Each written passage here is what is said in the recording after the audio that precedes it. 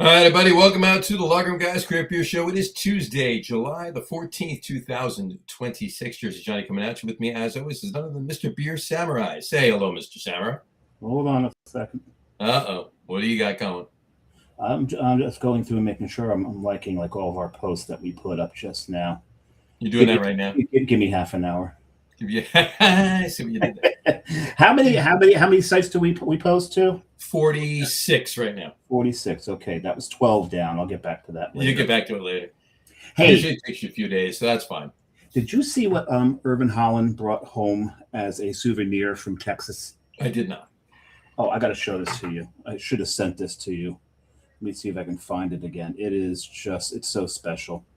Okay. I mean, this guy, I'm going to miss him. I'm really going to miss him because he's just been so entertaining. Okay. Here we go. What was that? He brought home... He brought home a raccoon? It's a taxidermied raccoon holding a whiskey bottle. He brought home a taxidermied raccoon holding a whiskey bottle. He posted up on his Instagram. It followed me home. There you go. Can't beat that. Can't beat that. That was the worst thing about Norway getting eliminated. No more Irvin Holland. There you go. And it's not like I could even watch him, in the Premier League because he plays for Man City, and I'm a Man United fan. So I've got to turn off the bromance with Irvin Holland. Well, I mean, it's like anything else, right? I mean, you take that for soccer. It's the same thing as like tonight's the All-Star game for Major League Baseball, right? Yeah. So now you have your team's players playing with your arch enemy in your division. Pick your team in whatever division, right? Because it all makes sense for whomever you're talking about, right? But they're getting along, and it's been said many times, like they all get along. It's like a fraternity. Yeah. They all it's a job for them. Yeah, I mean there can be scuffles here and there, and obviously we've seen that, but for all intents and purposes, they all know each other. They play together at some point. They're all friends. We're the ones that get pissed off at the other teams. They don't give a shit. Well, yeah, things have changed because it has become a business. But back in the days of super techs, no, they hated each other. Right. When Nolan Ryan was pitching. Oh well, that's a different story. You bring him Nolan Ryan right there, it doesn't matter.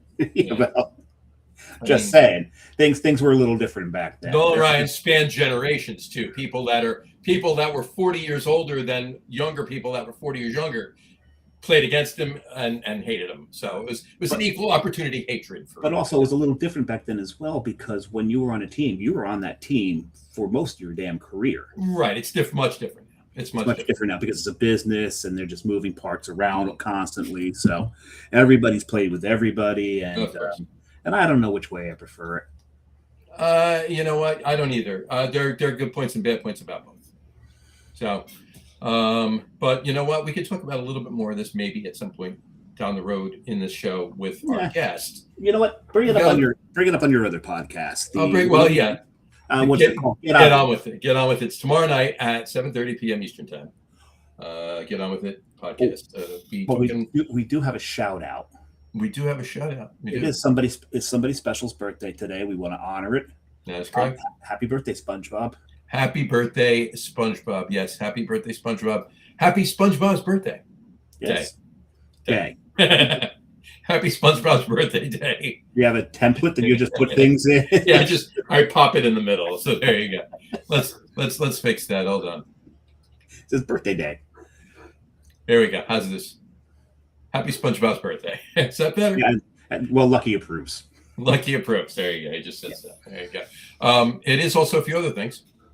It is World Chimpanzee Day. It is World Chimpanzee Day. For those who celebrate, happy World Chimpanzee Day. Yeah. Apparently lucky. Our closest cousins, genetically speaking, apparently.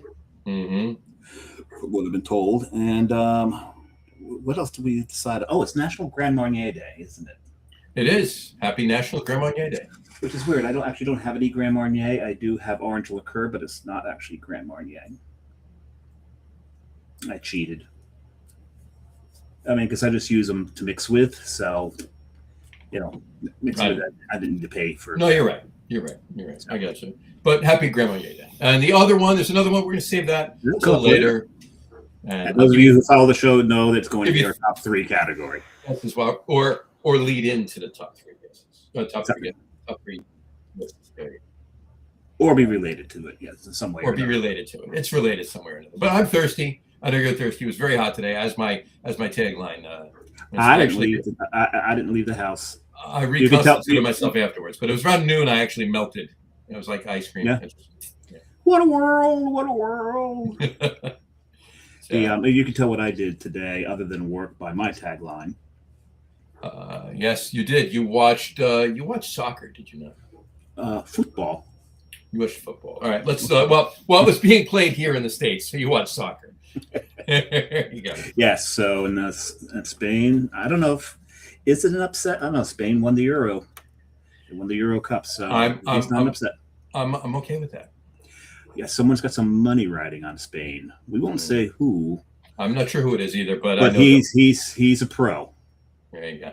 Or at least wearing a shirt that says it. All right. So there you go. Anyway. All right. Let's bring our guest on. I'm sure he's thirsty as well. Please welcome to the show, Mr. Jay von Czoernig. How are you, Jay? Hey, Jay. Did I say it right? You certainly did, von Czoernig. Just how it looks. Yeah. There you go. How are you on this fine, ultra hot day in the middle of July? Couldn't be better. Shoveling out hot grain when it's 105 out, nothing more fun. Nothing more fun. Because you know who loves really hot grain while you're shoveling it into a dumpster? Flies. Flies, for sure. Yes, they do. Yeah. So how's everything in Norristown? Everything in Norristown's good. Awesome. Playing. I love the view behind you. That's perfect. There's some tanks back there. Yeah, man. We got to talk about that. We got to talk about a bunch of stuff. We're going to get into all of that in just a couple of seconds. But before we get going into any of that conversation, let's see what you're drinking and hear what we're drinking. So you can actually drink. So what do you got, Jay? What do you got going? Got to go with the OG pills. There you go. Tell us about it. Family recipe dating back to 1860. Really? Won gold at the World Beer Cup in 2023 as best American Pilsner in the world. And it is the original Schmidt's recipe, still brewed under the watchful eye of Adam Brosetti, the last master brewer of Schmidt's. That's awesome. Interesting. So it's a family recipe.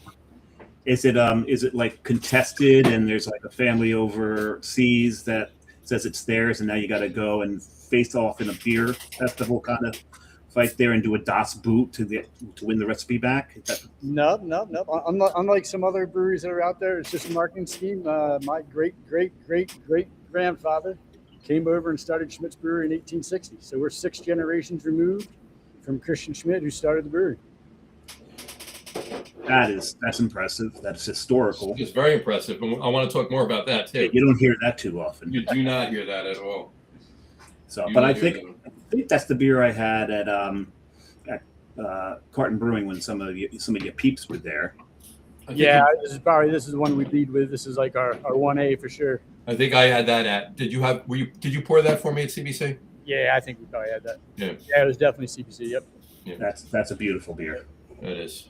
That was nice. Still one beautiful beer. That's one of the slogans. You gotta love it. Still one beautiful beer. I didn't know that. That wasn't me just talking them up there. You gotta love it. All right, Samurai, what are you drinking? I wish I had one of those, but it's not to disparage the beer I am drinking. I am drinking, and John got me this one. This is from Conclave. This is called Vacant Throne. It is an Italian-style pils. Mm-hmm. And let me get some more in there. Because I've even gotten proper glassware. I've gotten my Conclave. Yeah, maybe I'm going right out of the can. There you go. There's nothing wrong with right out of the can. There's nothing wrong with right out of the can. Nothing wrong at all. No, I would probably drink all my beers right out of the can on the show, but we like to show off our glassware on the show. Glassware and show the beer and all, so yeah. That works. All right, I went west. Well, started Young man? west. I went west, young man. I started west, all the way to California, Fort Bragg, as it were. Fort Bragg. Fort Bragg, California. North Coast Brewing, their Red Seal Ale. Rudrick's Red Seal. That's a beautiful beer, too. Yeah. One of them. Haven't had one in a while. Had it. I'm like, you know what? Let me start with it. I would believe me, if I had one of those, I'd be drinking that right now. But here's cheers. Cheers. Cheers, guys. Thanks for having me on. Absolutely. Thanks for coming on. Oh, that's a good beer. All right. All right. So let's get right into the nitty gritty of it. Before we get started, we always ask, the first question we ask is any first time guest on the show. What was to the best of your recollection, what was the first, I'll say craft beer, but anything other than macro lager that you ever had? First craft beer I probably it can be an import. It can be an import. That's fine. First craft beer I probably remember having is a Harpoon Ale. Freshman up in Boston. Someone ordered a pitcher at the local pub. Didn't want it. Brought it to our table. I tasted it. I said, whoa, that was different. Mm-hmm. No, that's not the IPA. That's the actual Harpoon Ale. That is a Harpoon Ale. That beer was great. I loved that beer. That was fantastic. It's still a good beer for sure. Yeah, they only have to my best of my recollection, the only place they have it is actually at the brewery, and maybe some select locations right in and around in Boston. But I don't think they brew a lot of that one. At least the last time I was up there and heard. You're gonna have to excuse me. You have to excuse me for 1 second because I'm gonna give the rest of this to the person in the next room. She's gonna love this. Be right back. You got it. That's right. That's awesome. Yeah. So you were up. That was probably the first craft beer I really tried. I was obviously with a family history. Beer's been on our family, and I got 50 cases of Schmitz for graduating high school. So, I had a beer meister in our house when I was 10 years old. So it was nothing new, but definitely tasting that for the first time. It was a different taste from what I was used to. That is a great graduation present. Yeah. Yeah, Davey just said he got 50 cases of Schmitz for his graduation. Graduating high school. Yep. That's a nice gift. That's a nice gift. Absolutely. I think I only got a car. Is that all? No, I didn't get a car. Well, poor you. There you go. I did not get a car. My family I come from a poor family. I almost, yeah. Never mind. Yeah, I almost did the line from The Jerk. The Jerk. That's almost what I did too. But anyway. And just for shits and giggles, what was the first brewery you ever visited? Ooh, first brewery I ever visited was probably obviously besides Schmitz, going there when I was small. First real brewery I visited was probably Harpoon. Harpoon, there you go. I interviewed those guys my freshman year. I think there was a total of 4 of them at the time. I think 3 of them were owners, and it was neat to follow their whole careers and what they've done up there in Boston. That's awesome. Yeah, I love what they've done up there. They make some good beer. It's really cool. I think one of my favorite things, other than the beer and the space too. And Dave, I don't know when was the last time you were up in Boston, but they've really built up. A couple years ago. They really built up South Boston around. I've been there since the whole area is all built up now. It's like not like it was. I mean, it was basically you're driving through industrial areas and nothing to get out to Harpoon. Now it's all hotels and restaurants and everything else. Yeah, the Seaport side have done a heck of a job for sure. Absolutely. There was nothing there when they started. Zero. No, nothing. All right. So obviously growing up in beer, you're 6th generation brewing, and it was your great 4 greats. 4 or 5, somewhere around 6 generations. I can tell you that. I don't know how many greats that is. Said there'd be no math. That's true. You're right. See how easy it is for us to go down that rabbit hole. John's usually the one who fails that rule. Yeah, here it is. There you go. So we. Quite literally, my father was a master brewer. My uncle was a master brewer. My grandfather was a master brewer. My great grandfather was a master brewer, dating all the way back to 1860. That's awesome. Wow. That's awesome. All the way back to I love hearing stories like that, and I did not know that. That's great to hear that news. Now you didn't. You're not the only Von C to open Von C, right? I mean, it's myself and my 2 older brothers. Unfortunately, Schmitz closed in '87, which was the year I graduated high school. Mm-hmm. So my two older brothers got to work in Schmidt's and work in the brewery. I actually did not. I was still in high school, and I was like, oh, I guess I'm not going to brewing school anymore. What am I doing now? So once it closed, but yeah, so it's myself and my two brothers.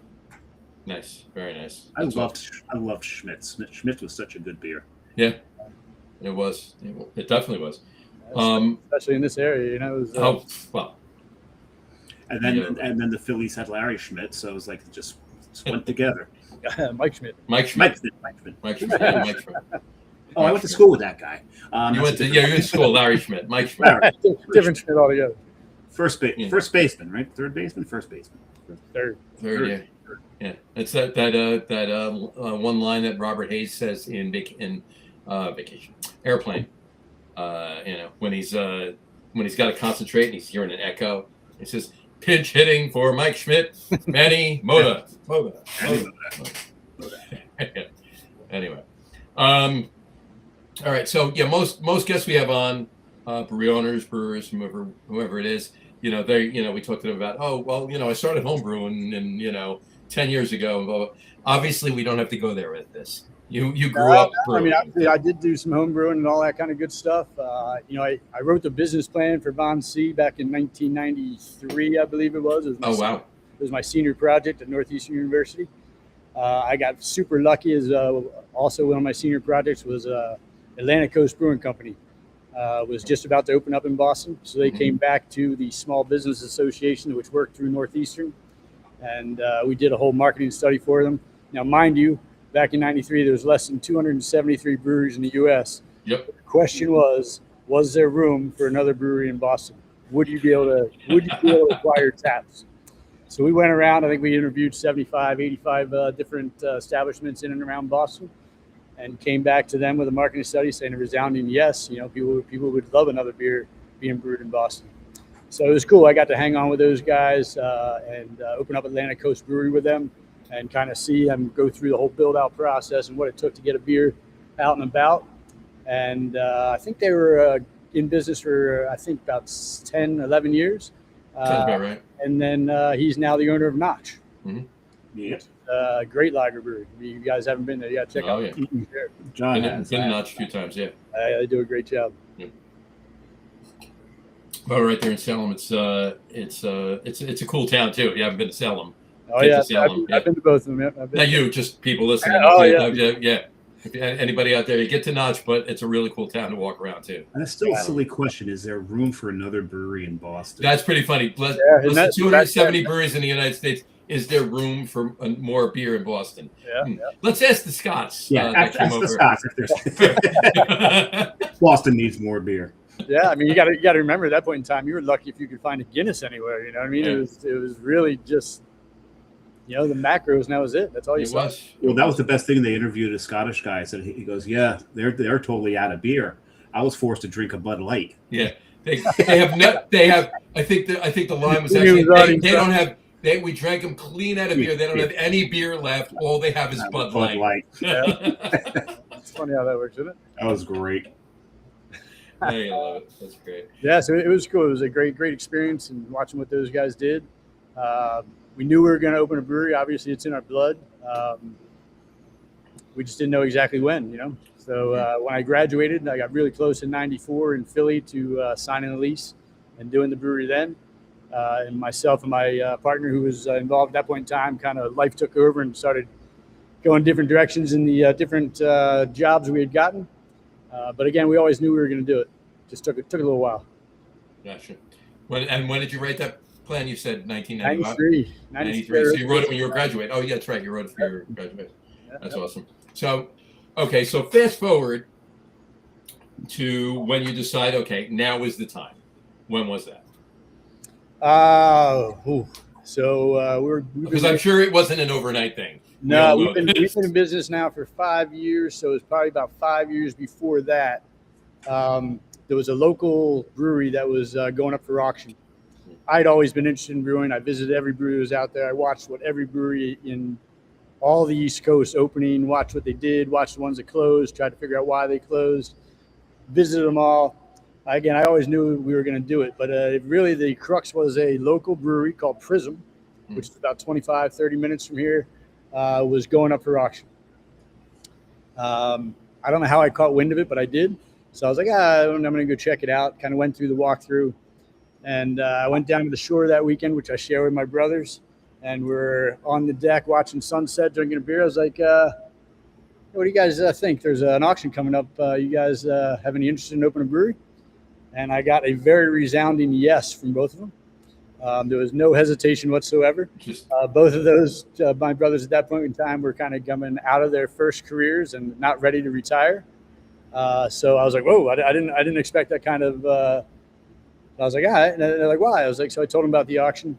I called up my old partner. I said, yo, John, you interested in putting some money up for a brewery? Again, got a super resounding yes.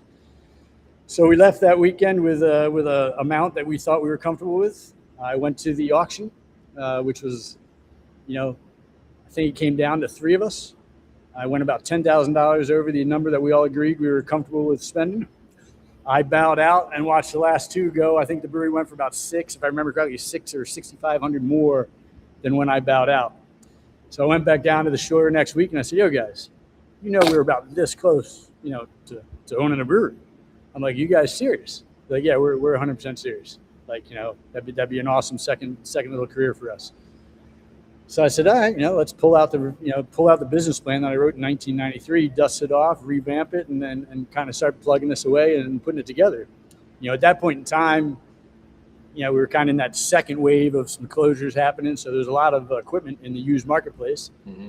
So I said, there's plenty of equipment out there. If we find the right deal, we'll check it out. So it was pretty neat dusting off the business plan. I mean, back in '93, there was no tap room scenario. Sure. Everyone had tasting rooms, but it was because you had to have a tasting room just to, have people sample some stuff at the end of a tour. Mm-hmm. There was no tasting room that was open Friday, Saturday, Sunday, or all week long.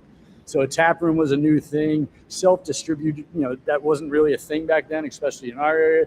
So it was really neat to see the differences and kind of, change that business plan around to how it had to be for today. In the meantime, I was watching a lot of the used equipment stuff, and Thomas Hooker up in Connecticut was replacing his brew house. He was doubling the size of his brew house from a 20 to a 40. Went up online. I called him up that day and said, hey, does it look as good as it does in the pictures in person? He said, thing's a workhorse. We're just doubling the size. I said, when can I come check it out? He's like, well, I just told you it's a workhorse. We brew on it two shifts a day, every day, 7 days a week. Pick your day. You want to come up? I said, all right. I said, I'll come up for first shift tomorrow. I said, I'll be there by 5 a.m. So I went up, brewed a batch of beer on it with the guys from Thomas Hooker. I tried to haggle, and he laughed at me. He said, I put this on the internet yesterday. I've got like 15 people online, and you're here at 5 a.m. He's like, you really think you're in position to haggle? Like, you kind of got me. All right, yeah. So I put down a down payment, and that's how kind of the whole thing started. Gotcha. Again, he had just commissioned a brew house to be built by ABE, I believe. He said, hey, brew house is supposed to be here this date. I need 2 weeks to commission it, get my numbers right. I need this thing out 2 weeks after that. Can you make that happen? I said, sure, no worries. When was that? I don't know. I'm thinking probably about 12 years ago today, maybe 12, 13 years ago. Gotcha. Wow. So I said, yeah, I'll make that happen. So went home. I said, oh, shit, where am I going to put this whole brewing equipment? I just basically put a down payment on, brew house, 4 40-barrel fermenters, a couple brights, everything else. So I'm like, where am I going to put this? So I started asking around to see who had some storage space. Luckily, the place I worked for, great people. I stored it in there for, I think, 5.5, 6 years. Oh, wow. So we were on a pretty long building search. After we had the equipment, said, all right, now we got to find a building. Looked all over. We looked in the Navy Yard in Philly, which would have been awesome, but there was that would have been great. Oh, it was incredible. Some of those buildings. Oh yeah. Unfortunately, most of those buildings down there are over 80 to 110,000 square feet. We only wanted 15 to 20 max. So trying to put the whole deal together was difficult. But some of those buildings, I mean, there's 30-ton cranes hanging. Oh yeah. It's really neat. We're down there every May. We run my better half and I run the Broad Street 10-miler every year. So we finished there. Yep. We finished there. Yeah, beautiful spot. I mean, it had a lot of potential for sure, especially being right near all the all the sports venues and whatnot. Sure. Yeah. So we chased the building there for a little bit. That finally said, listen, this is never going to happen. Too much red tape. We chased the building out in Great Valley. Actually had engineered drawings being made of that one. It was a 73,000 square feet building. Again, we only wanted 18 of it. Someone came in and wanted the whole building. So the landlord said, listen, I got to do this deal. I said, he's like, I'm sorry, whatever you guys need, I got to do this deal. So we were out on that building. And we had looked at the building that we're in right now, which, as you can see, is super industrial, like big uplighting. It's a pretty cool building. We saw it fairly early on in our building search, but it needed a lot of work.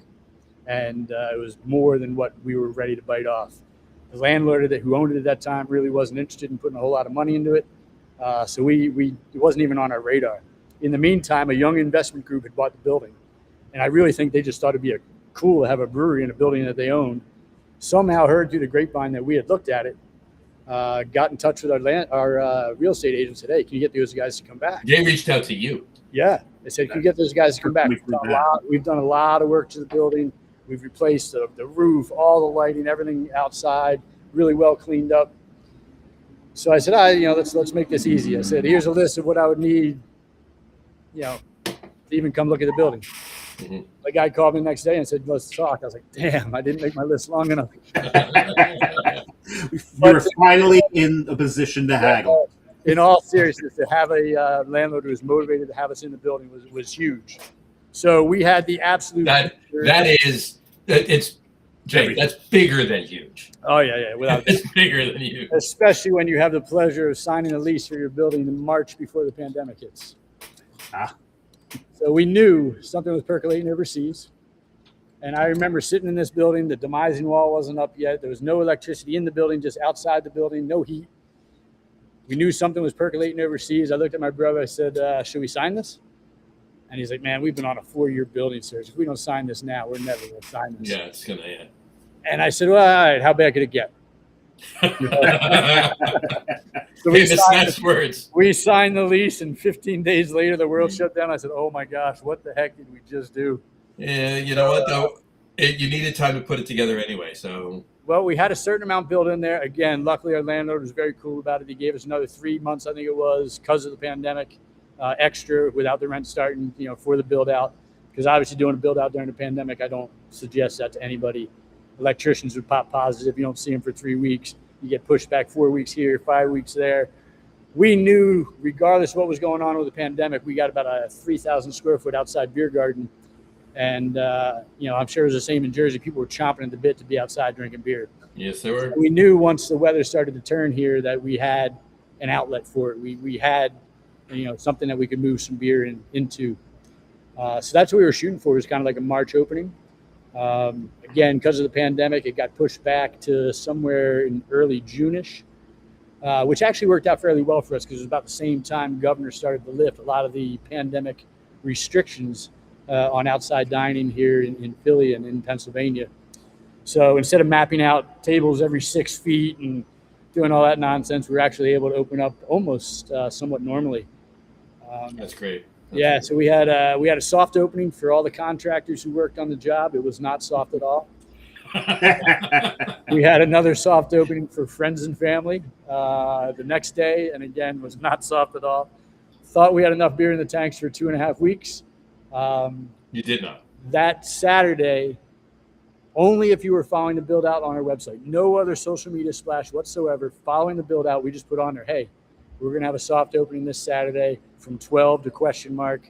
Come on out, check it out, and say hi. By 4 o'clock on Saturday, I'm crossing things off the chalkboard going, we're going to run out of beer. We're going to run out of beer. We ended up running out of 4 beers. We only had 1 left by the end of the day, to the point where we had to put a sign up the next day and said, thank you guys very much. You drank us out of beer. And closed for 2.5 weeks. See you in 2 weeks, right? Until more beer came out of the tanks. And I was like, oh, great. These guys are going to think we're freaking clowns. Like, who are these clowns trying to open a brewery? You know what I mean? But most of the spin was positive. And then on June 5th, we had the grand open, and we were blown away. We are on a dead-end street in the middle of Norristown. So it's not location. It's brewery location, You got to search us out. And more than 1,200 people came through that front door that day, and we were absolutely blown away. And I could think of a number of really good breweries. Yeah. That I've been to that are on dead ends. Yep. And just one of I worked for, didn't I? Do? And just like a lot of those breweries, it's diversifying, and this area is starting to build up the same way. Yeah, you done did. Yeah, but so that was kind of the crux of how it happened. You know, a brewery was going up for a sale, and it kind of lit the spark under us to say, let's do it. That's great. Personally, I was waiting until my kids were going to graduate college, so it would be a little less stressful. But I didn't get I didn't get to wait that long. Gotcha. They're still in college? Yeah, they're done. My son just graduated. My daughter just graduated from Pitt. So they're both out. Nice. Working. Thank gosh. There you go. You're like, what? Quick aside, because she went to Pitt, and obviously you went out there to see her while she was in school. Oh yeah. What's your favorite liquid in Pittsburgh? I think either Dancing Gnome or Cinderlands probably. Okay. Old Thunder's pretty good. Old Thunder's really good. You know, I feel bad that the Penn Brewery, shuttered. We went to one of their Oktoberfest one of the times we were out visiting my daughter there. That's a cool brewery. It was a cool space. It was. Yeah, it's up on the hill, the kettles. You know, it was just a really cool brewery. So I hope they can pull themselves out of that. Old Thunder. I mean, you're mentioning favorites of mine. Old Thunder's great, especially when Hootie Barbecue. I'm sorry, Blowfish Barbecue. Blowfish Hootie. Hootie owns Blowfish Barbecue. Right, makes sense.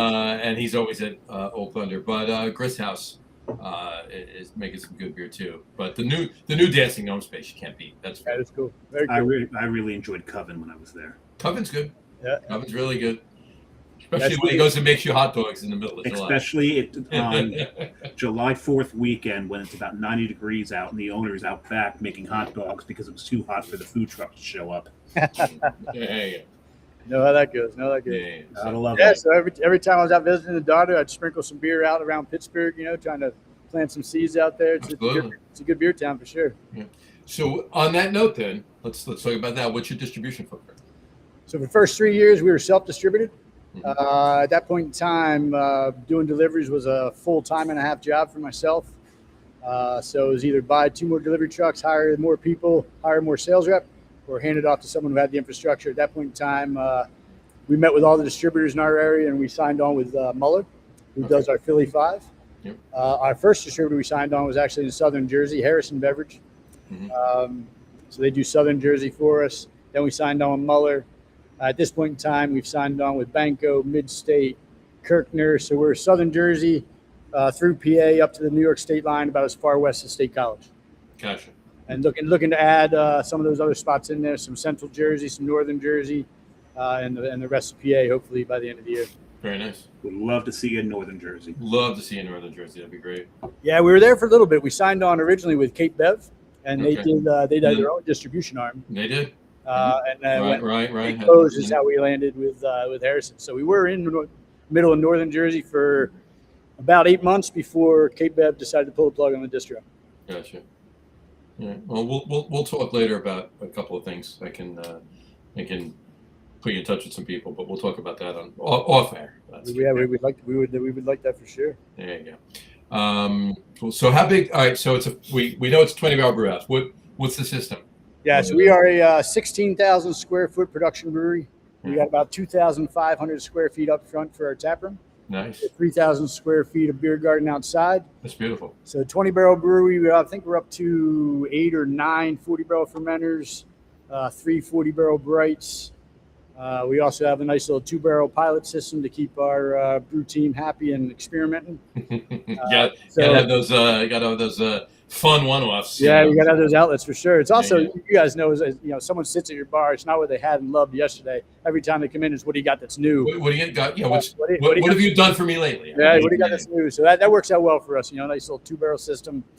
It might last 2 weeks in our tap room, 2.5 max. It's all good. Sold real well. We can scale it up if there's a one and done, so be it. It's test batch. It's all it's about. Yeah, it's fun stuff for sure. Yeah. Any 20s, or you double batching everything? If we do, we will single batch into a 40-barrel fermenter. So most of our stuff we're double batching at this point in time. Some of the stuff will kind of come and go depending on where we are with the yeast and the harvest, whatnot. But we try and double batch as much as we can. That's awesome. Yeah, especially with as big a distribution footprint as you're having right now. So yeah, we're one of the lucky ones. We've knock on wood, continued to be able to grow throughout this the last year and a half here.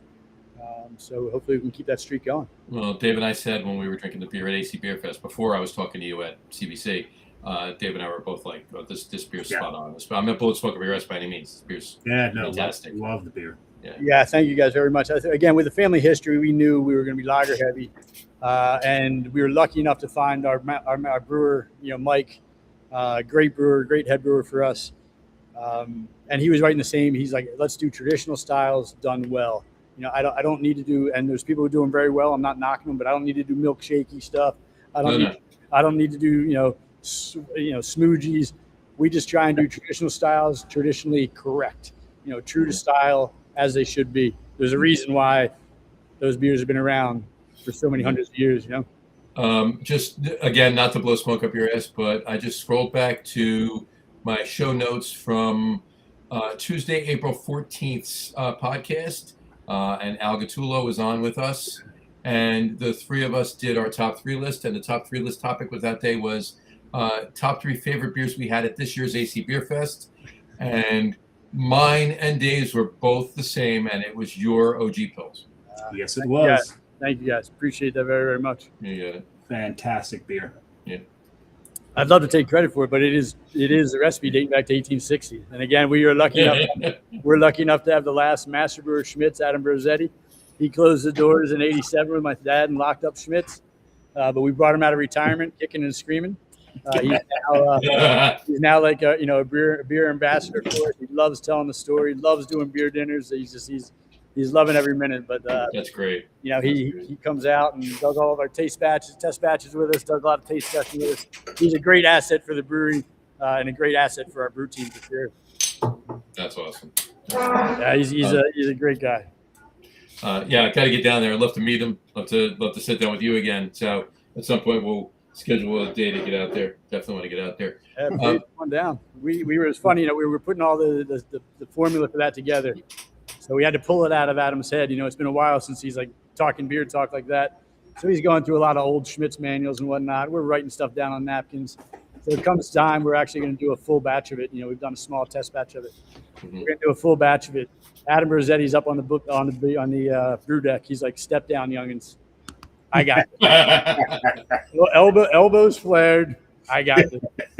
So, we're all watching the first Von COG Pills, Schmitz, AKA, going through the whole brew day. He steps down, he's tasting his wort. We're wide eyed, waiting for some, crazy saying, right? We're like, well, nailed it.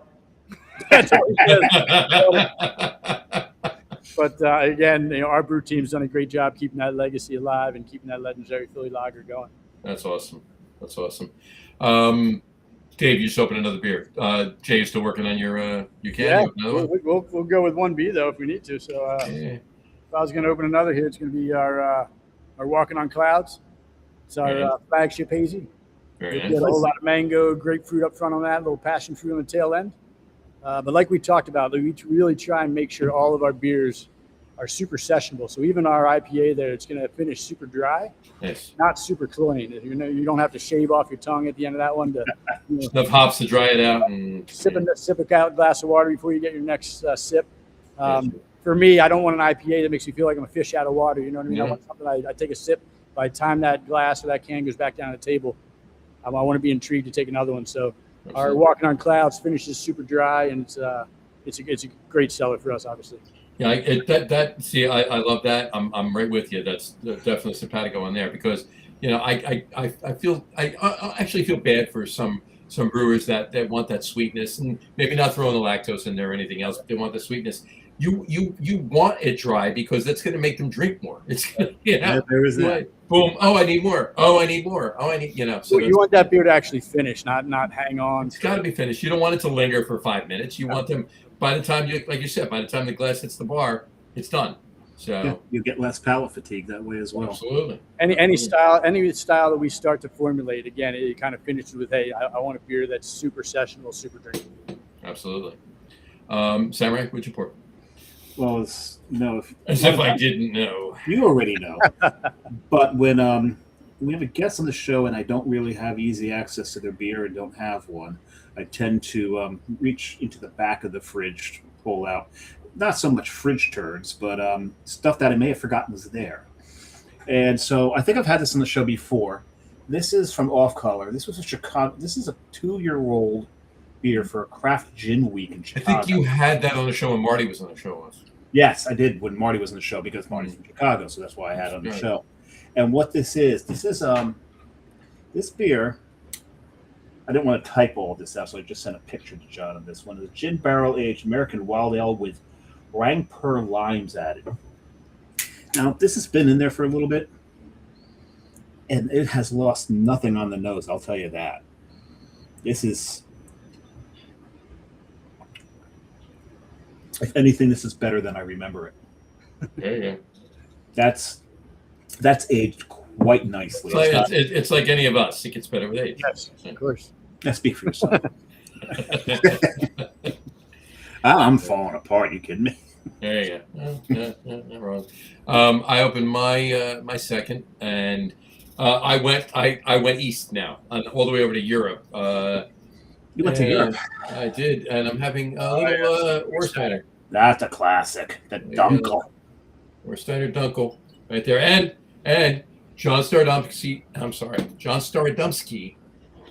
would be very proud of me because I'm drinking it in actual proper glass. Proper luggage. I like it. We've both done proper glassware today. There you go. So, cheers. Oh, it smells fantastic. Warsteiner, man, that was a college staple of ours. Wow, you had a little more money in college than I did. No, I actually worked as a valet at a nightclub. Right over here. Yeah, not too far from John at all, actually. If you got on the top of his building, you might actually be able to see where it was. Mm. But damn, we made some good money there. There was some things going on in that club. In the 80s, none of that. I did not partake in. So many Porsches came through that lot, and everyone's trying to impress their ladies, so they tossed us bills. That's very nice. That's all good.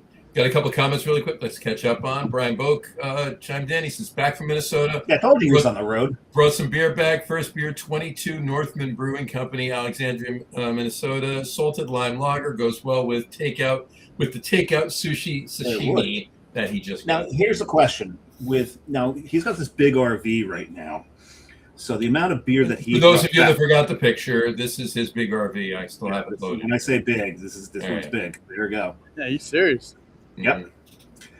Now, with all the beer you brought back, was there a place for you and your wife to actually sleep in the RV, or did you have to sleep in the cab? He went out there with his brother. He didn't go out there with his brother. Yeah. Okay. So they probably slept in the cab because... Probably the cab. The beer was probably just full in the of beer. Back, yeah. Where was he again?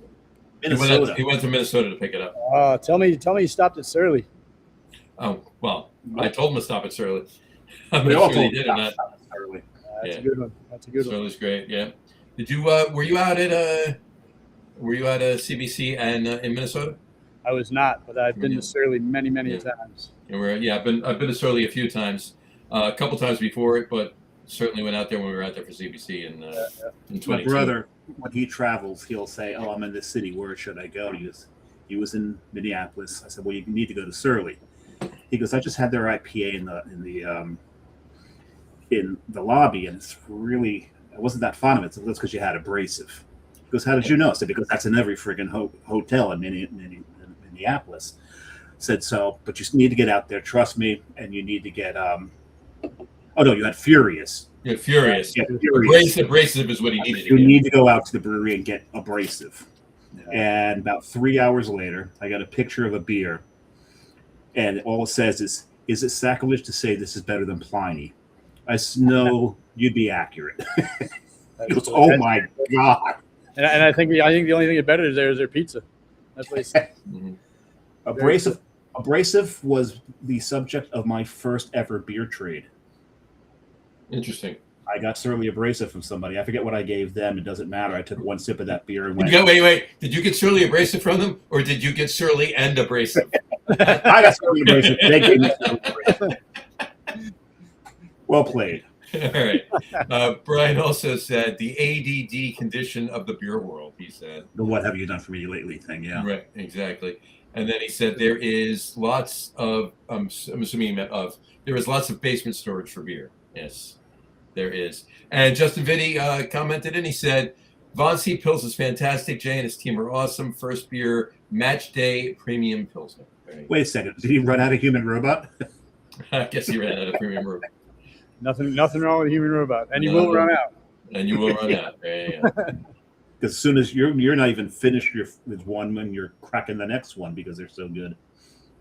All right. So the first beer you brewed obviously was OG Pils. Talk about some of your flagships. Talk about some of your one-offs that you've done. We currently I think have 8 or 9 cores that we have all the time. So OG Pils, Walking on Clouds. We've talked about Stony Creek, an East Coast IPA, not hazy, but still an East Coast IPA. Vienna Lager, just a real good traditional Vienna style lager. Helles Lager. What am I missing? Pig Dog Pale Ale, a Session Pale Ale. Nice. Cut Loose Juice, a double IPA. What am I at? 7. Uncle Jerry's Wit, nice Belgian wit. And we do Does Uncle Jerry like that one? He does. Right. He does. And there is a good story that we can get to if you'd like to. Yeah. And then there's a Midnight in the Priory, which is a nice dark German Schwarzbier, which we have all the time on tap and in cans. And it is a play on the Prior Double Dark that used to come out of the Adam Scheit Brewery in Norristown. Yeah, when can I get out there? I need some of that. like Yeah, I can't do it this weekend because we got plans tomorrow. And put it this way, to get out to you on Sunday, I'd have to go past the stadium, and it's the final for the World Cup. And not happening. And then we usually have like 3 or 4 seasonals that rotate in and around those. We have that much further west. Our assistant brewer Zach worked at St. Archer for 5 or 6 years. Wow. So he takes the West Coast very, very seriously. Okay. And make sure that's 100% authentic and good. Love West Coast. Let's see, what else do we have? Well, we usually have our Ramble Through the Bramble, mixed berry sour. That kind of comes and goes. I think on tap right now we have Dulcita.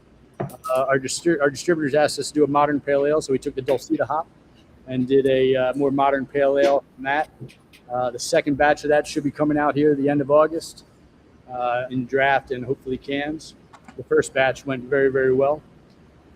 We do an ALS charity beer, Boundless Love, every year. So you get a hop blend from Yakima Chief Hops. Nice. $1 from each 4-pack and $2 from each case goes back to ALS research. We do a Lime Danny, a salt and lime lager.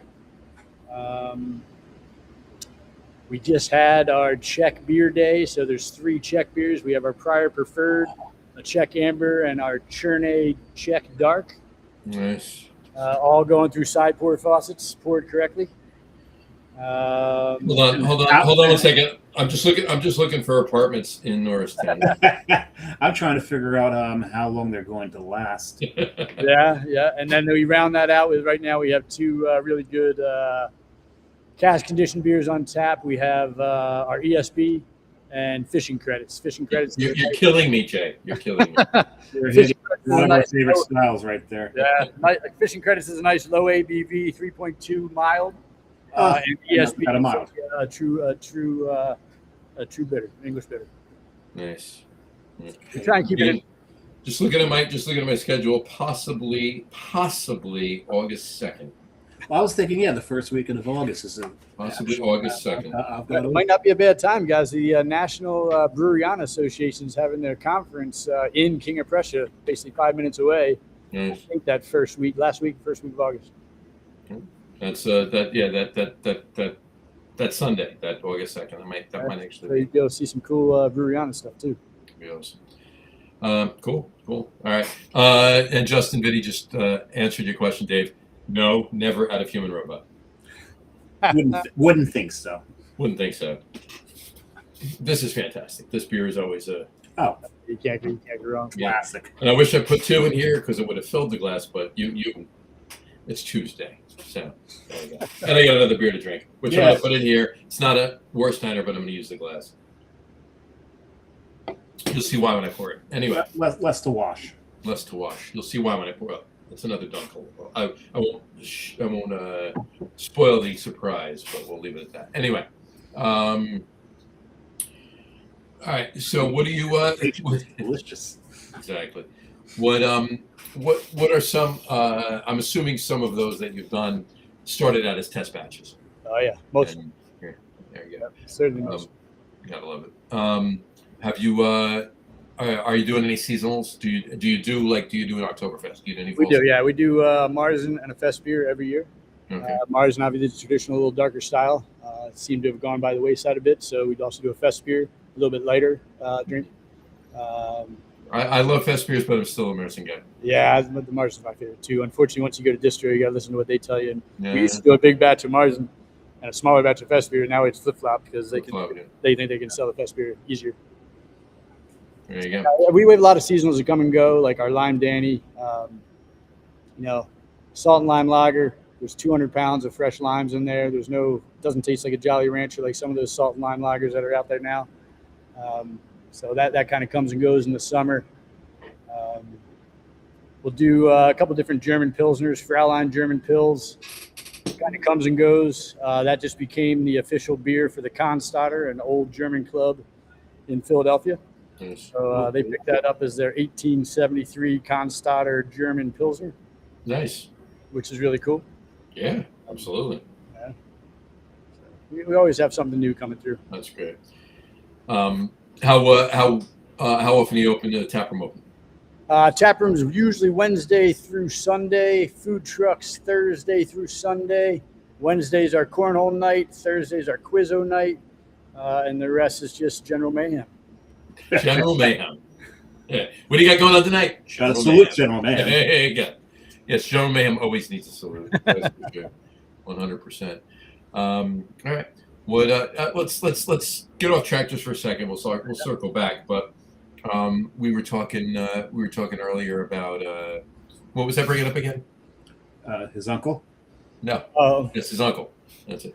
Uncle Jerry's Wit? Talk about Uncle Jerry, yeah. I got you. That's an easy one. So Uncle Jerry's Wit can go a lot of different directions. Obviously, Jerry Garcia, it's an easy one if you don't really want to talk to anybody. But the real story is I got very lucky. My wife's uncle does a lot of parking garages and restoration in New York City for concrete and northern Jersey. So he sent a crew down here. You can't really see the brewery, but any of our sloped floors, any of our blue floors for our brewery were done by him. And all right, Jerry, what do you want? Nothing's for free. All he wanted was a beer named after him. I said, all right, we can do that. What do you want? And he says, my two favorite beers are Allagash and Blue Moon. So he sat down with our brew crew, kind of said what he liked and disliked of each ones. And we developed Uncle Jerry's Wit for him. And it's a great one. I'll try and find a picture on my phone here real quick and put it up to the screen. But it's got Uncle Jerry drinking a beer, sitting in a lounge chair. And he's got a Wit with, which is one that has an orange slice in it, and a Wit without. Nice. Wit with. That's great. I love it. I love it. That's great. Awesome. Oh, shit. Oh, that's fantastic. Most of our beers have a story for them. Again, the OG won gold at the World Beer Cup in 2023. Sure. Vienna Lagers won Best PA Lager the first 3 years in a row. We won Best PA Brewery year number 1 out the gate. And again, been just super lucky that we've been able to continue to grow. Nice. Very nice. Very nice. Yeah. All right. Let's shift gears just a little bit more. We were talking earlier, Dave, before we brought you on, about sports and sports teams and people getting along. Obviously, you heard of what we were talking about or whatever. What's your take on that? Do you like years ago when there was the rivalries even between the teams, and because every player, whether it's football or baseball, whether the team was a team, they stayed there forever or for mostly forever. And there were all those rivalries, or now when they're all like kind of, they play here this year, this year. You're basically rooting for laundry because the players don't stick around. Personally, I think hockey is the last sport that's been ruined by that. And you're right, it has been. It is catching up. I'll say that, but I think there's still real heated rivalries there, and there's some hatred there. Whether he, again, once he's on your team, I'm sure that's, hey, let's grab a beer and, we'll shake hands and everything goes by the wayside. But there's definitely still some hatred there when they're playing against each other. Yeah. I would say hockey, for obvious reasons, is probably the last sport that's going to have everybody getting along. They're a special breed of human beings. They certainly are. I use those last two words in quotation marks, I think, because there's union beings. Gotta love it. I'm there's a assuming mindset. we'll both assume that you're a Philly across the board fan. Yeah, definitely Philly 4, Philly 5, if you include the Union. But again, my wife's from Boston. I went to school in Boston, so there's definitely some love-hate relationships with a lot of the Boston teams. And I really hope A.J. Brown implodes on them, but we'll see what happens.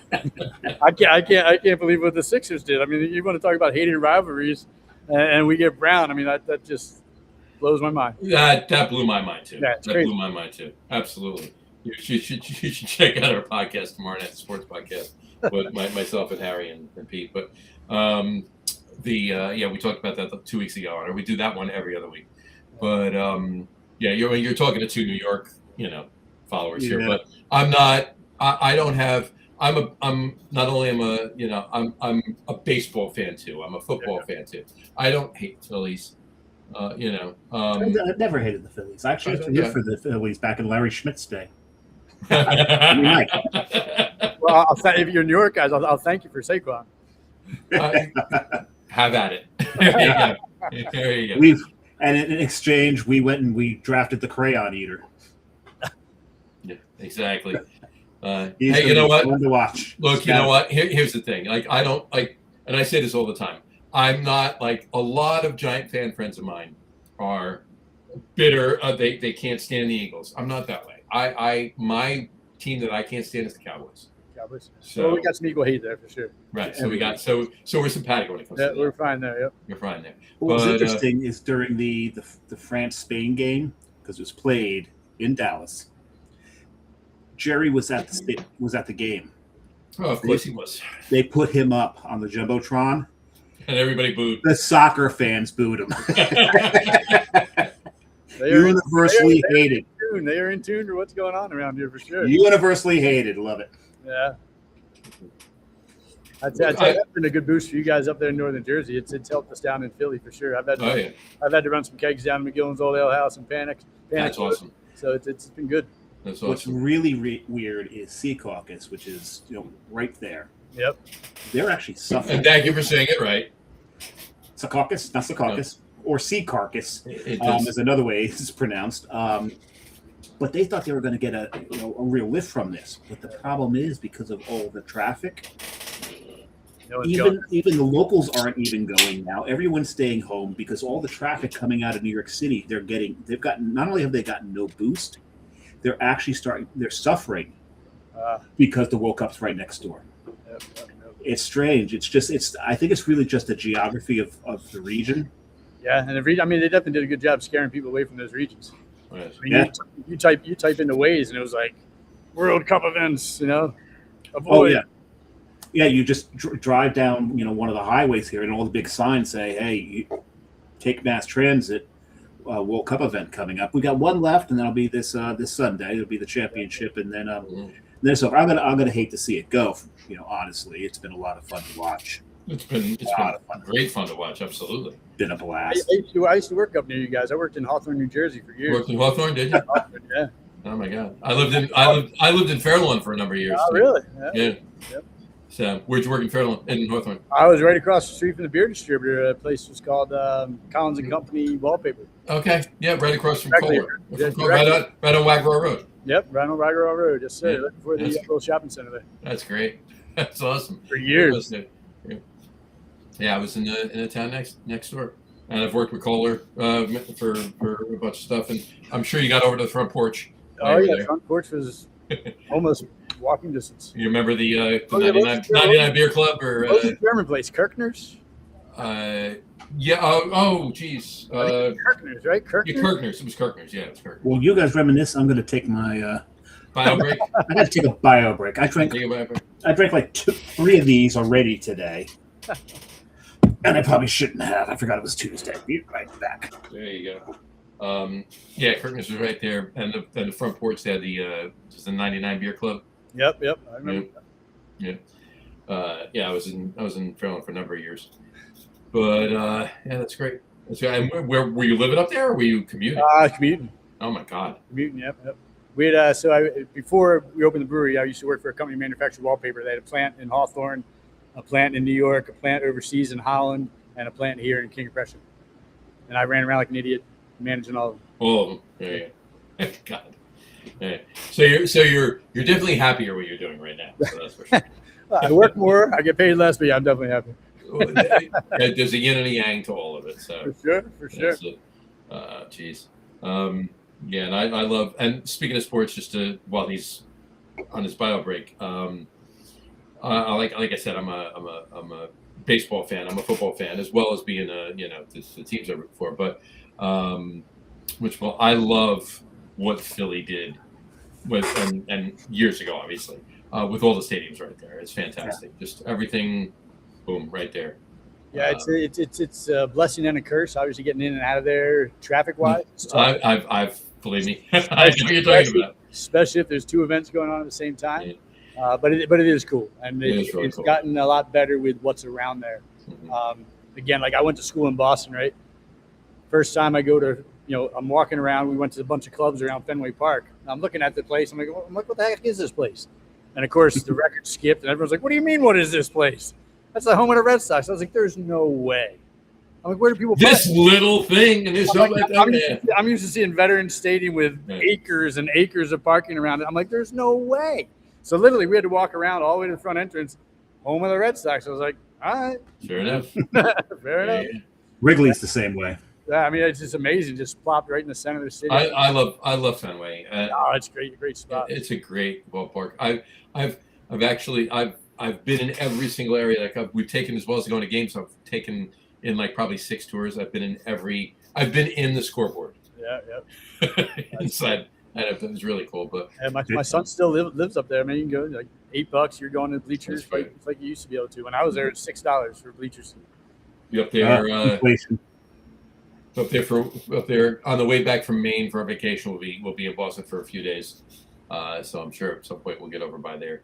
So a good friend of mine, you get tickets every year. Freshman year, I think it was 25 seats. All the way up to senior year, you got 150 tickets to the Boston Red Sox in the bleachers. He ran out on the field, shook Bernansky's hand, and the only rule was once you got kicked out, you had to meet everyone at the baseball tavern, which was right across the street. One of the older taverns right around Fenway. It was a great spot. Gotta love it. And speaking of like your first introduction to craft beer, that back in the day, Boston Beer Works, which was right across the front door. I love Boston Beer Works. And Boston Beer Works is great. Full circle, I would go to Boston Beer Works all the time when I was in college there. I bought 1,200 of Boston Beer Works kegs after the pandemic when they shut down. And I told the guy, I said, "Dude, I almost feel bad doing this." He goes, "I feel good that they're going with someone who knew what Boston Beer Works is." That's awesome. Awesome. I felt because they had 3 locations at one point, but that was Yep. That was I felt bad when they closed, with the pandemic closed them. That was horrible. But they had my and I'm not a big fruit beer guy, right? But if they're brewed well, I enjoy them. They made my second favorite blueberry ale. Yeah. The blueberries kind of going up and down. With the blueberries going up and that watermelon ale I'm not a huge watermelon ale guy, but that was my favorite watermelon ale. They did a good job. But the blueberry ale, that was my second favorite. My favorite is, and always has been and always will be until somebody makes one better. Atlantic Brew, the Bar Harbor blueberry. Yep. Up in Maine. That one's fantastic. That one's really good. There's Coddington. Coddington's good. Coddington's blueberry beer just outside of Newport, Rhode Island. Theirs is very good. And they do the same thing by dropping the blueberries in there and you let them float up and down. Oh, yeah. The food is good too. The burgers there are fantastic. Not at Coddington, but I'm talking about at Boston Beer. Yeah. Boston Beer. Boston Beer. Yeah. Fantastic. I opened my third. I'm going to put that up really quick. Nice. Not sure if you did. Again, it's another Dunkel. That's why I poured it in the Horse Center mug. But I came back to right here, East Coast, and we're close to Boston, not quite in Boston, but Trillium, deciduous Dunkel. There you go. Great job, for sure. Talk about that waterfront area. Trillium's got a nice spot in that area. Not as dark as the Warsteiner. No, it's not. Well, this is a Munich Dunkel. This is a Dunkel Weizen. Now it makes sense. I did open my third. What did you open? We'll see if I get through it. Remember I said I dig deep into things on this one. You can even see the dust. That's maybe. Oh, yeah. Oh, boy. That's on there. So what was it again? It's been the Irish whiskey cask. Was that your Sean Connery? Yeah, I don't know why I'm doing. I don't know why I'm trying to do a Sean Connery. I don't know why I'm trying to do it because he's Scottish, not Irish. Give me 1 second. I'm going to go pour my third. I'll be right back. You got to go for it. So this is the ABV on this. It's only 6.1. I thought it was a little higher than that. 6.1, yeah. Why did I think that was a higher ABV? I don't know. That's not the one. It's this one. I put the wrong one up. I put your nitro stout from last week up. I was like, wait a minute, what am I reading here? He's not drinking a Lawson's. It's this one here. Irish whiskey stout. There we go. 6.1. We'll see if this is held up. Still smells like a stout.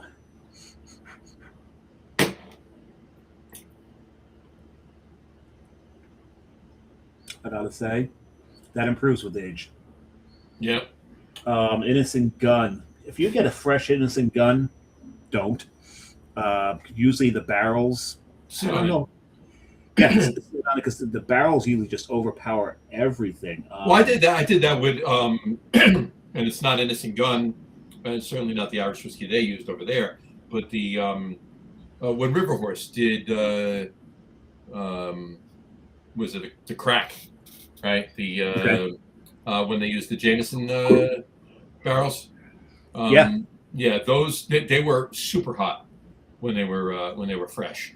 You sit on them for a year or two, they were really, really nice. I have no idea how long I've had this. It's less than 5 years. I know that much. There you go. Is there a date on this? Of course, there's no date. Well, you're sending a picture, so maybe there's a date. No, I'm looking at the same thing.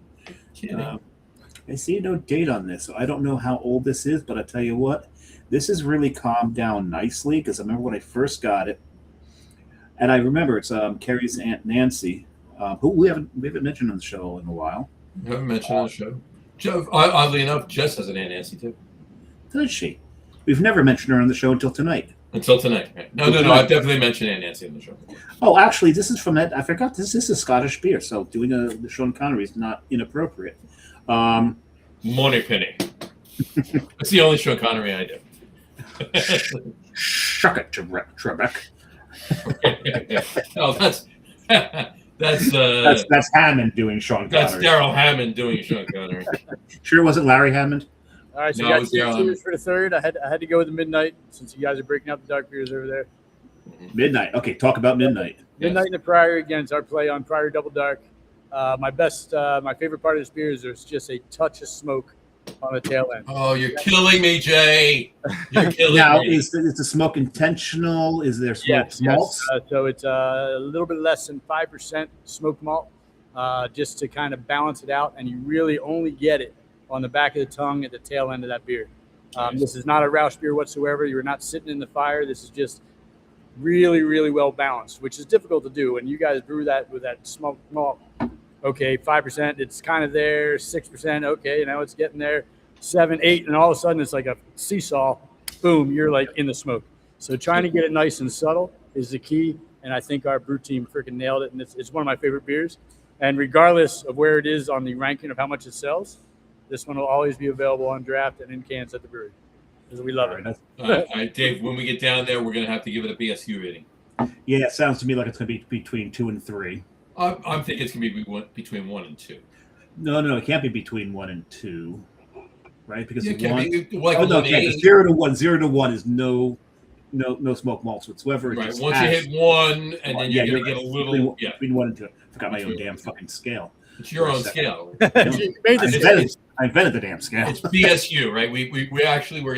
We'll as we get into the fall, we'll actually finally put this up on the website and everything. It's the Bomberg smoke units, BSU. So like IBUs, BSUs. Yeah, so everything else has a measure to it. We need to measure the smoke. And what's weird is my third beer, I almost went with Iraq. I almost did too, ironically. I have a couple tree houses left in there.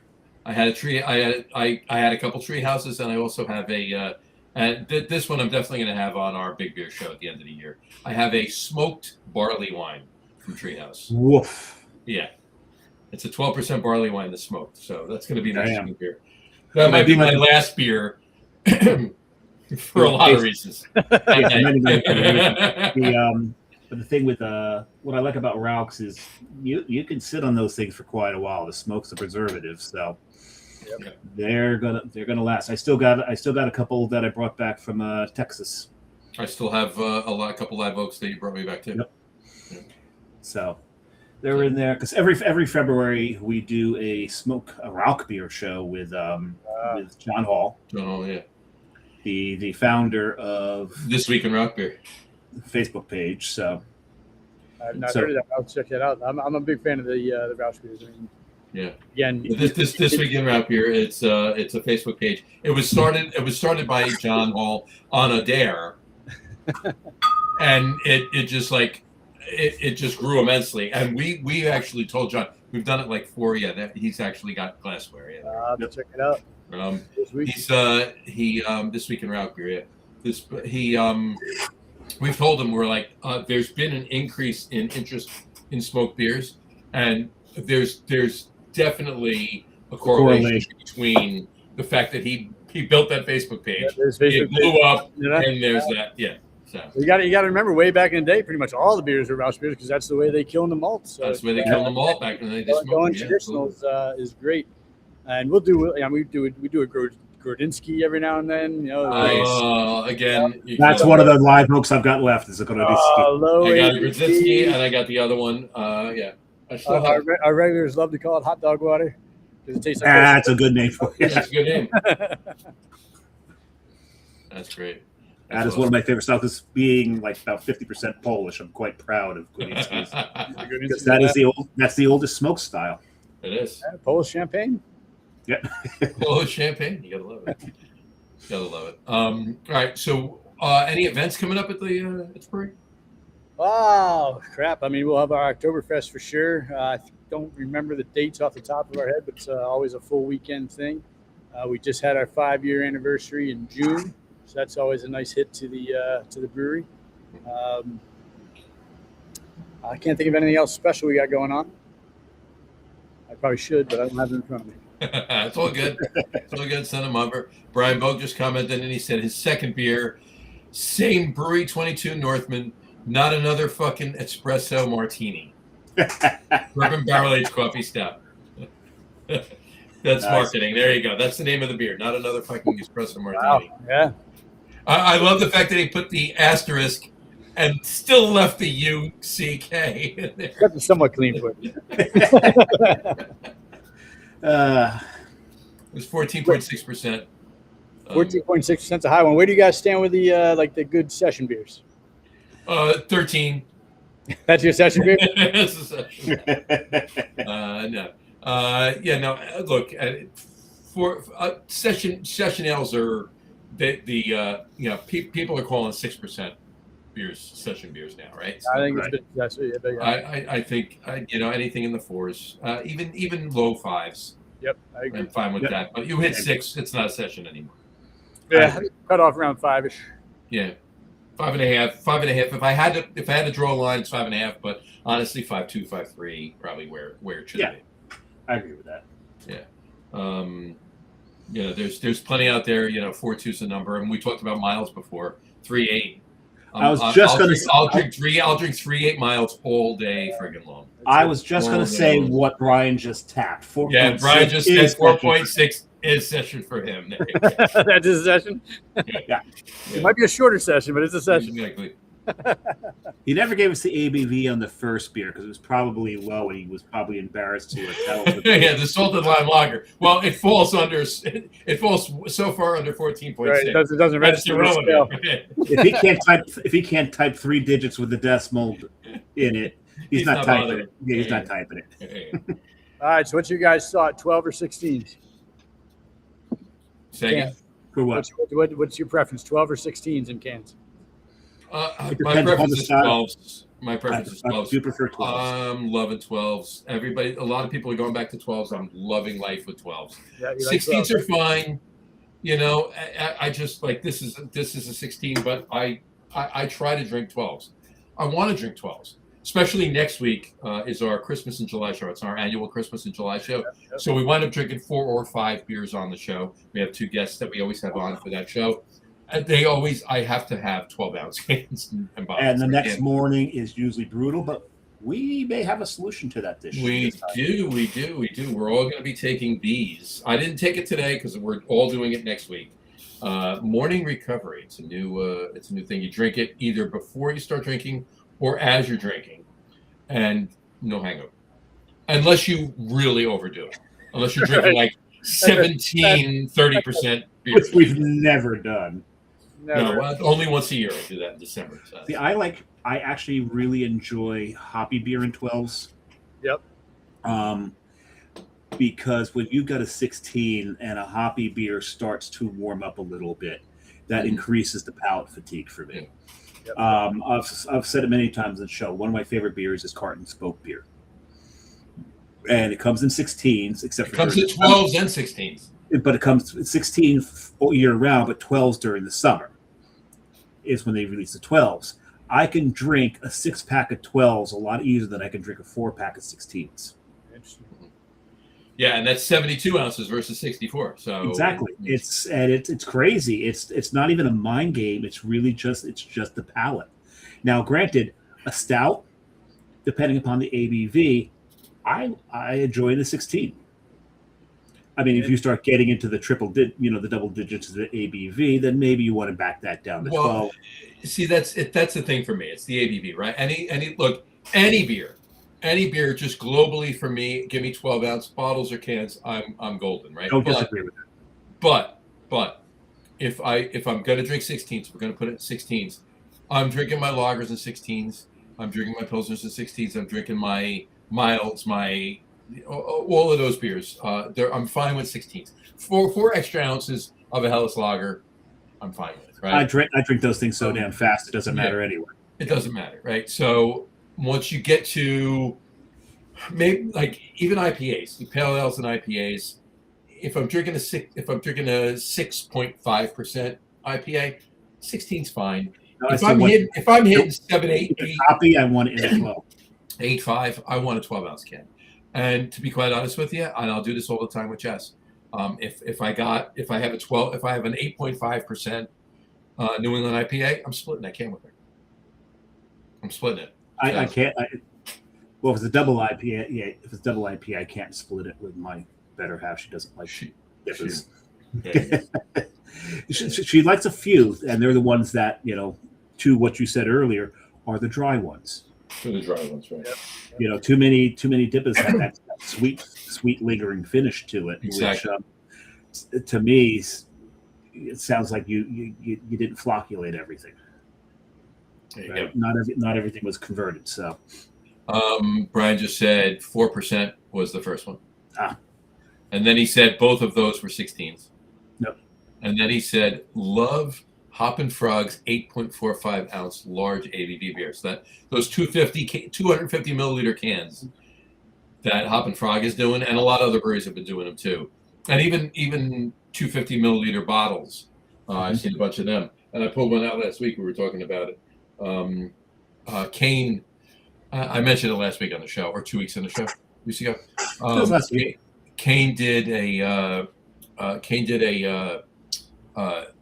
like a 15 or 16%, like 28-month barrel aged barley wine in Woodford Reserve barrels called a Wooden Cleat. Right, the first year he released it, he put it in 250s, and that was perfect because even that beer you could split. Because that, as big as that beer is, I only need 4 ounces of it. I'm fine with that. Split it between 2 people. I'm good to go. Because I'm going to sip on that thing for a good amount of time. I don't need to down 15% barrel, 28-month aged barley wine. So I want to enjoy it. I want to take a sip and enjoy it, and maybe have a cigar with it too. Almost like it's like a bourbon at that point. Come on. Yeah. So anyway, all right. I think it's time for top threes. What do you think? Let's do it. Let's do it. The reason we go with this top threes tonight is because today is National Mac and Cheese Day. Happy National Mac and Cheese Day. It is. Is there anything more American than National Mac and Cheese? Well, actually, I could probably bring up a whole hot dogs, apple pie, Cracker Jacks, and Chevrolet, right? Throw a brick of Velveeta in there, stir it up. Velveeta, you're good to go, right? A brick. I love the brick. A brick of oil, and we're good to go. There you go. Partially hydrogenated. Partially. Only partially hydrogenated. Only partially, mind you. There you go. If it was fully hydrogenated, then it would literally be a brick. It would be a brick at that point. Anyway, so because it's National Mac and Cheese Day, we decided to go with you know what? Did you not type it out? I know I did type it out. I just forgot to. When I was copying and pasting before, I forgot to. Did you put day at the end of it again? No. Oh, no. I did. Never mind. No. I was looking at the wrong one. It's right here. Happy National Mac and Cheese Day. We're doing. For a Happy National Mac and Cheese Day, what was the ABV on your last beer? It was 1,700.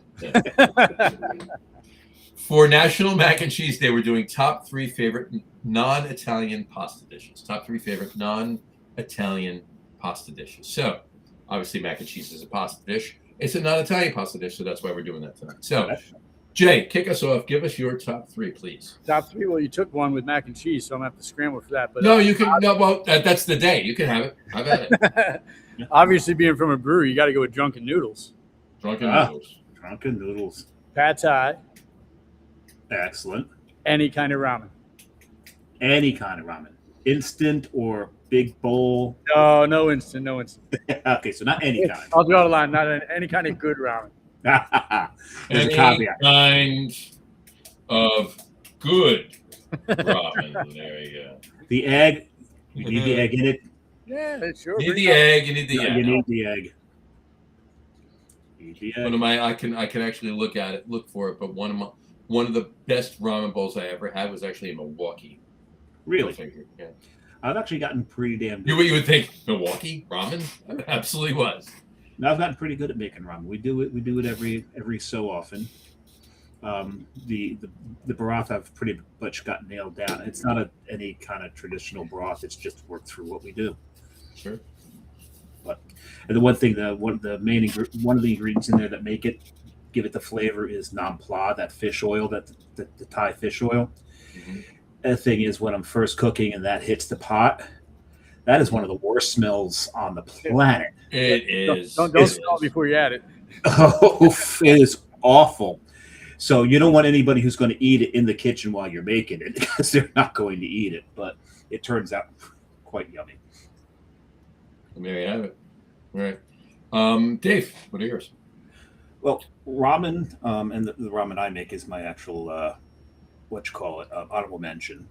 Mm-hmm. I had to put it as honorable mention because I actually make it.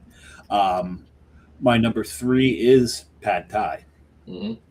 Absolutely. I've tried to make it, and that I have failed twice at it. I've tried to. It doesn't work. I need to if I want Pad Thai, I'm ordering.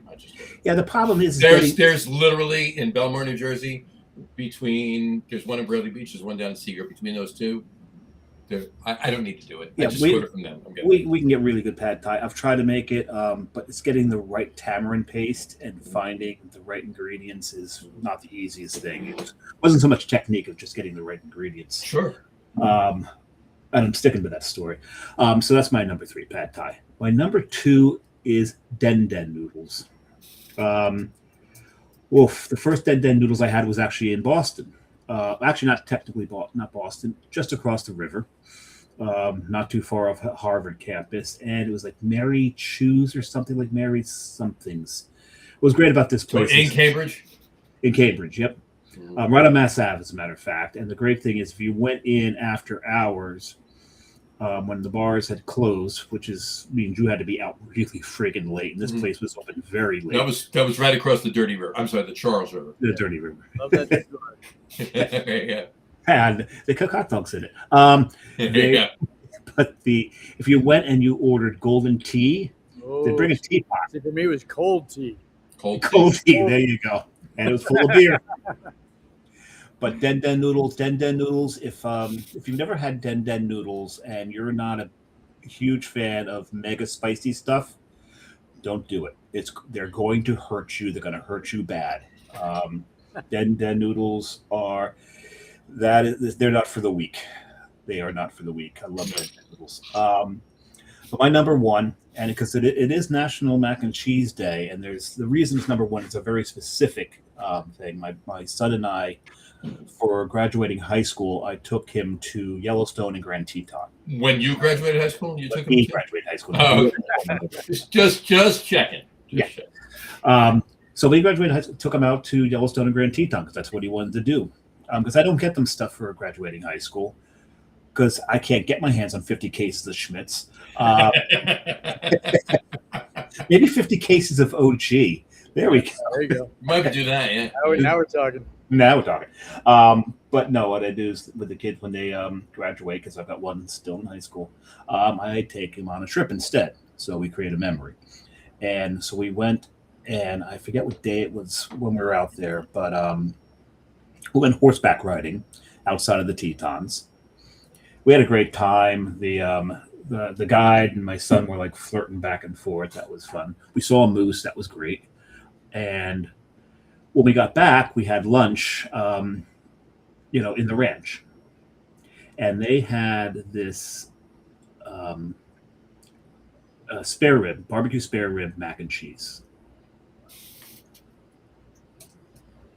And my son, this is the second time on the trip he said this. He goes, it's good when not a word is spoken until the dish is empty.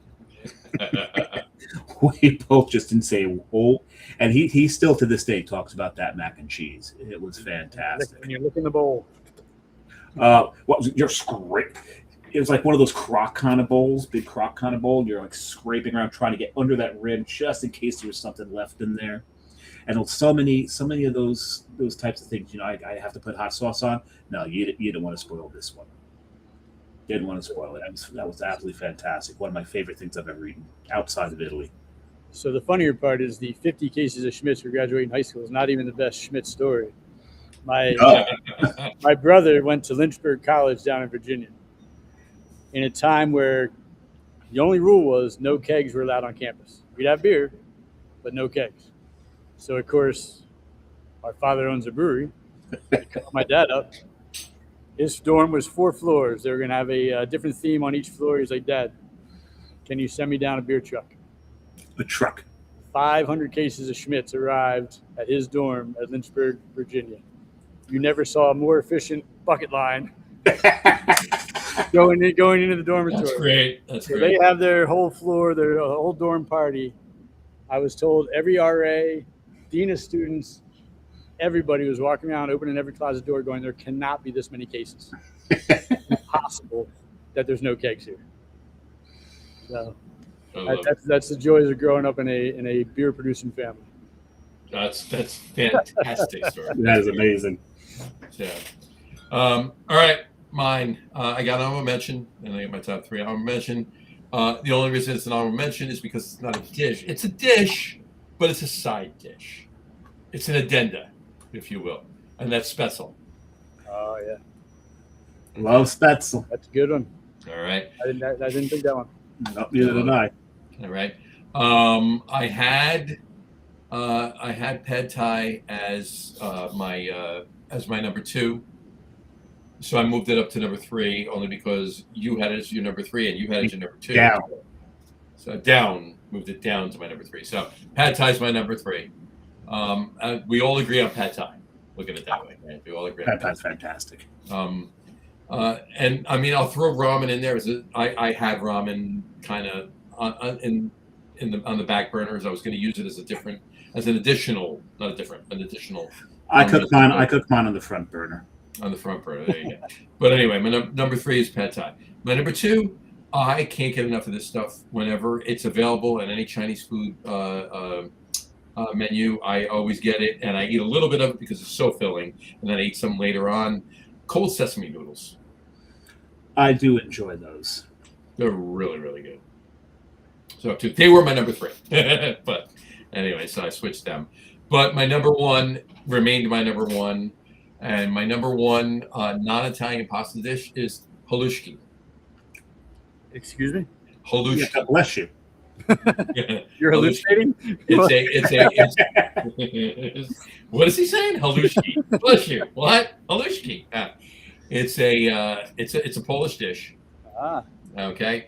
Polish. I don't know this one. It's egg noodles, cabbage, butter, and sauteed onions. That's why I don't know it. Yeah. Healthy. All right. It's amazing. Makes for a really musical evening.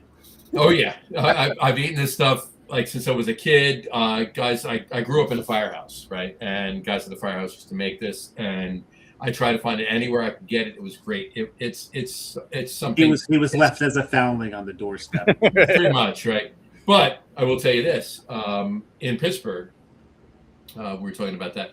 Jay, you ever stop at Wiggle Whiskey in the Strip District when you're out there? Okay, Wiggle Whiskey's fantastic. They make really good spirits. They do a really good job there. They have really good food there too. Diagonally across the street from Wiggle Whiskey, in the main building of Wiggle Whiskey, right in the Strip District. You just like saying Wiggle Whiskey, don't you? I do, and I almost wore my Wiggle Whiskey cap tonight. So, it's Kelly O's Diner, right? She makes an amazing halushki. Anytime I go there, I don't care if it's breakfast, lunch, or dinner. I'm getting a plate of halushki. If I'm getting eggs for breakfast, I'm getting a plate of halushki. Yeah. Nice. There you go. Yeah, I wasn't sure if a pierogi would be. It was a pierogi pasta dish. Yeah, why not? Throw it in there. Throw it in there. Yeah, why not? Yeah. It's noodles, right? It's a noodle, right? It's got other stuff in it, but it's a noodle. There you go. Throw pierogies in it. So there you go. I did find the name. At that point, we could put dumplings in there too, if you want to. There you go. I did find the name of the place where that mac and cheese was. It's called the Trails End Restaurant and Bar, and it is at the Turpin Meadow Ranch. Turpin Meadow Ranch. Turpin. Tell you about that. Not terrapin. Turpin. Like turpentine without the tine. I got you. I got you. All right. Jay, anything coming up in the near future on the Not much, man. Again, just hoping to continue our nice ooze out of distribution and pick up some more area, you know? That's awesome. We're looking forward to it, too. We're looking forward to it. Central North Jersey, too. Absolutely. 100%. We'll talk. I need more OG in my face. Absolutely. And we got to get out there, too. Any beers coming out? Anything getting released soon? I've already spoken about the tanks. The Pale Ale coming out soon, and obviously our Fest beer.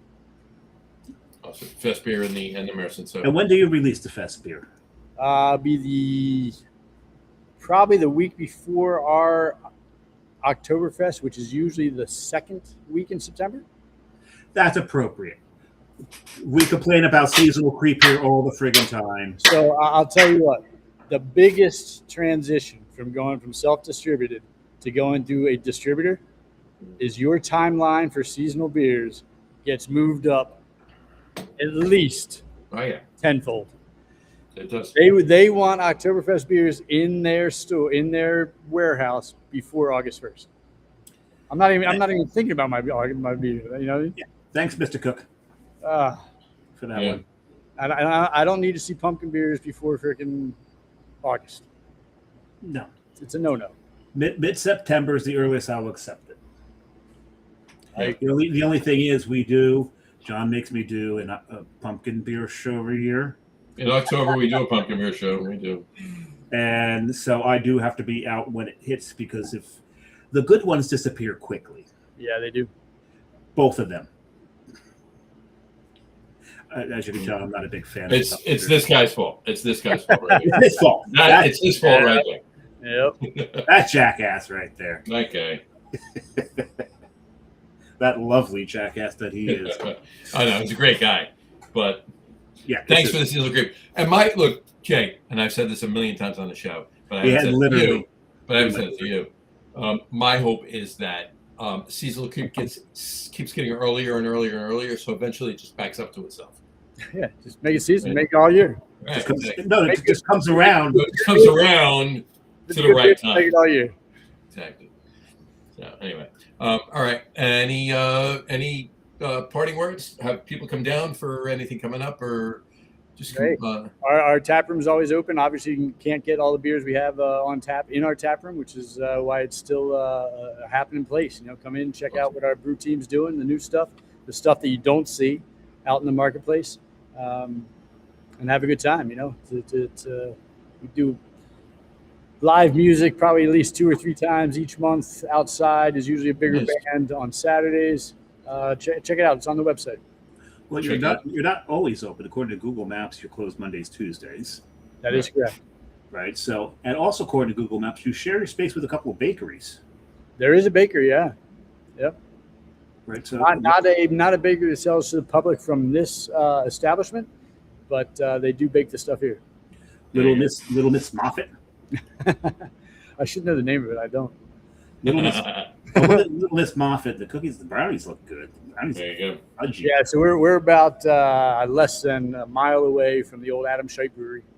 A plant that our family ran from the 1954 to 79 before they moved all the production down to Philadelphia. So, it's a cool industrial building. Check it out. That's awesome. We will get out there. We'll talk more about a couple other things when we sign off. But we want to thank you so much for coming on. This was fantastic. Loved hearing all about the backstory of Schmitz and everything else. And and of course your wife's uncle. That's the Uncle Jerry. Uncle Jerry. So it's interesting. I wanted your follower there, Justin Biddy. I told him I said hello. Absolutely, you just did. He's still watching.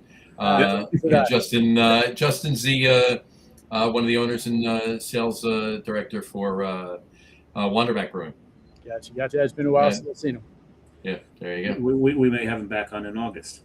We may very well have him back. No, I may. You may not. You may not. Well, you may have him back on. Well, no. I'll pop on for 10 minutes. Well, we'll see.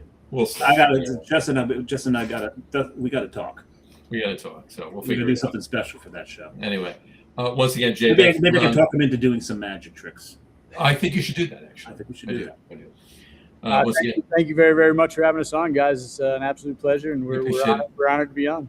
Guys, it's VonCBrewing.com is the website, and of course all their social media. Check out Von C Brewing on. Obviously, they're on Facebook, Instagram. You want to check out everything going on there. Check out their Oktoberfest. Obviously, that's coming up the second week of September. We may very well be out there for it. Please come by. If it's not in your local, please ask for it. Nothing paves our way when we're trying to do sales and people asking for our beer. So ask for the beer at your local store, and if they're distroed in that area, they're going to get it in. So just have them find out where it is. So, but check out everything going on their website. That's definitely for sure. The beer's fantastic. Take it from me. Take it from Dave. We've had it. It's fantastic. I'm not blowing smoke. Not just because he's a guest on the show. It's really, really good beer. You want to go get it. So. No, without him on the show, we both ranked it our favorite beer. Yeah, I mean, exactly. Before I even saw you at CBC, we had that list on there. Yeah, we appreciate that very much. You got it. All it's right. a testament to the brew team. They do a great job. 100%. All right, stick around. We'll talk to you in a couple of seconds. But on that note, we'll wrap up the show for today. We want to thank everybody for watching. And for those of you just listening to the audio podcast, thank you for listening. Don't forget to visit our website, www.lageroom.com. That's LAGEROOM.com. And please remember, like us and follow us on all of our social media, Facebook, Twitter, Instagram, and of course our YouTube channel. All of them are at The Lager Room. Remember, we go live with the video podcast on Facebook, YouTube, X, and Twitch every Tuesday night around 6:30, 7 o'clock Eastern Time. And for those of you who just want to listen to the audio podcast, you can do so on our audio host, Spreaker, as well as iHeartRadio, Apple Podcasts, Spotify, Odyssey, Audible, Pandora, Amazon Music, iTunes Music, YouTube Music, TuneIn, Podcast Addict, Castbox, Deezer, Podchaser, listen to us. Pretty much anywhere you can find an audio podcast, you will find the Lager Room Guys Craft Beer Podcast. And if you haven't done so already, please subscribe to one or more of those feeds, and you will never miss a show. Again, thanks for following along with us. Have a great rest of your week. Have a wonderful weekend. Once again, Jay, thank you so much for coming on. Tell everybody we thank them so much for you taking the time out to come on, and the beer that's getting brewed out there. Oh, yeah. Fantastic. And that outro was so much better than the one you did on the Anna Chaser show. It was, yeah, well, you were tanked. Don't even get me started on that one. There you go. So, anyway, thanks for coming on, sticking around. We'll talk to you soon. Guys, have a great rest of the week, wonderful weekend, and we'll talk to you next week, folks. Our Christmas in July, our annual Christmas in July show next week. You're going to want to tune in for that. That's going to be fun. So, yeah. Take care, folks. We'll talk to you then. Thank you very much. You got it, Jay. Stick around. We'll talk to you in a second. Take care, guys. What is that? Is that our second or third most heavy drinking show. That's our third most heavy. Yeah. Yeah. Cheers. That's a good thing I work from home. There you go.